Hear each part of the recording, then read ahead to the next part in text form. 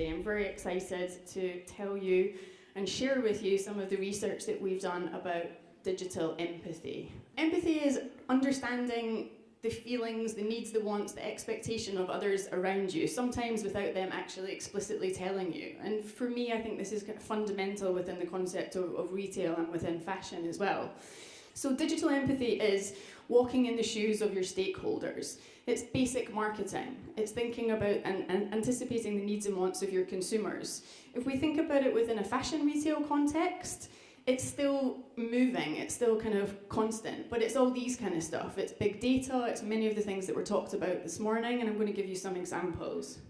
I'm sure many of you have seen this diagram before. It's basically the evolution of the web from 1.0 to 4.0. This is another key driver in the change to why we need to adapt to our consumers and our stakeholders. On the bottom left-hand side, we have the very monologue, kind of push communication, which some brands can still be criticised of following today. And then in the top, the complete future. This is digital empathy. This is what I'm going to come to talk about in a moment, the fourth industrial revolution, where human and computers come together for kind of better good.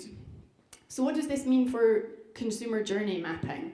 Well, most people agree that the consumer decision-making process has moved from a linear process, so kind of quite straightforward and predictable, to really being non-predictable and having to jump all over the place. And these are a few different ways to look at physical digital touch points. Harvard Business Reviews is a seminal paper here, Brian Solis, and then also a touch point analysis that I put together. What I would like you to take away from this is you really have to figure out what's right for your customer, and also multiple customers, and also do this on a really regular basis, every 3 months, every 6 months, map out that journey and look at how it's changing. At Holition, we really fundamentally believe that technology should be invisible. It should be integrated into the user experience for a purposeful, empathetic purpose. So where are we today? This, I would argue, is a useful kind of consideration in terms of business model for retail and within fashion. We're seeing lots of convergences, so content and commerce, online, offline, that was a clear message in the presentation this morning. And I strongly believe that social is really the glue that can hold all of those aspects together, and for every fashion technology strategy, you need to think about what is the alignment and integration of all these approaches.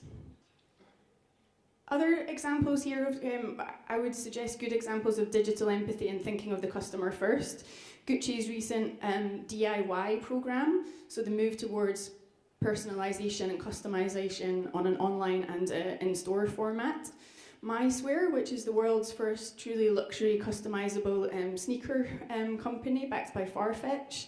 Away to Mars, has anyone heard of them? They're again the world's first fully co-created fashion brand. So everything that is created in their collection is crowdsourced from around the world, and a really interesting brand, only 8 months old. And Frank & Oak, an interesting Canadian brand who are again about 2 years old, have really thought about digital empathy from the start. So they have a team of data scientists. Their online and offline strategies is kind of in blurable, new word. Third space, have any of you heard of that terminology before? So your first space is meant to be your home, your second space is meant to be your work, and your third space is where you spend your leisure time. And increasingly, leisure time is spent within retail organisations or on social media or surfing, nobody says surfing anymore, looking online. Rent the Runway is a really good example of a brand who's gone online to offline, and this is their most recent store, which again is very dynamic. It constantly changes based on feedback from both their online and offline sources. Challenges to digital empathy: how do you measure it? How do you measure innovation? How do you quantify these sorts of investments into this area? Fear of the unknown, potentially security risks, anything that obviously involves data and what to do with that can be a barrier to people. Still, some fashion brands too much have this notion of a monologue, a one-way approach, just pushing information to the customer and other stakeholders and not really listening and answering questions back. And noise.